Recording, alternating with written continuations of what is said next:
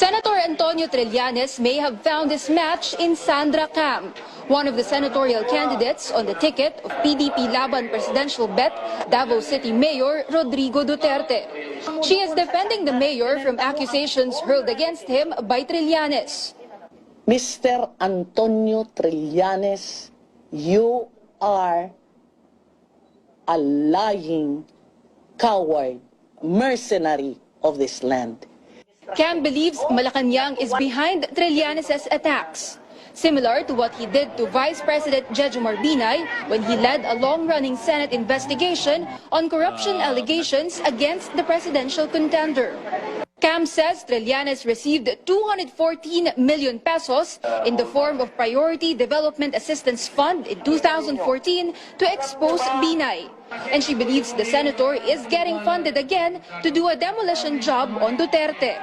Mr. Trillanes, you are now having a life ng isang bilyonaryo. Nagbago ka na at bayaran ka na ngayon ng gobyernong administrasyong ito.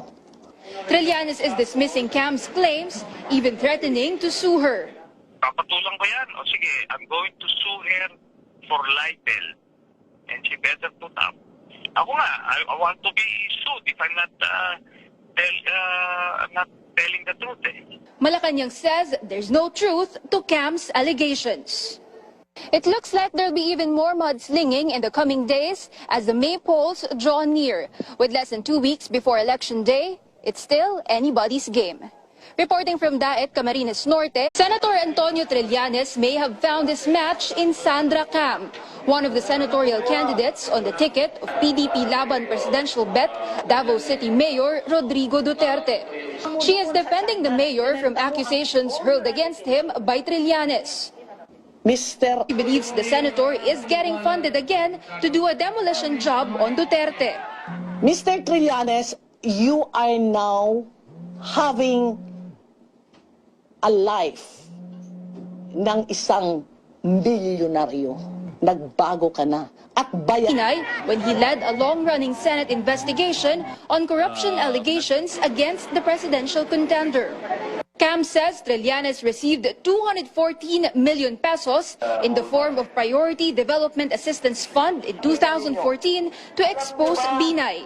And she Antonio Trillanes, you are a lying, coward, mercenary of this land. Cam believes Malacanang is behind Trillanes' attacks, similar to what he did to Vice President Jejomar Binay. Bayaran ka na ngayon ng gobyernong administrasyong ito. Trillanes is dismissing Cam's claims, even threatening to sue her. Papatulang ko yan. O sige, I'm going to sue her for libel. And she better put up. Ako nga, I want to be sued if I'm not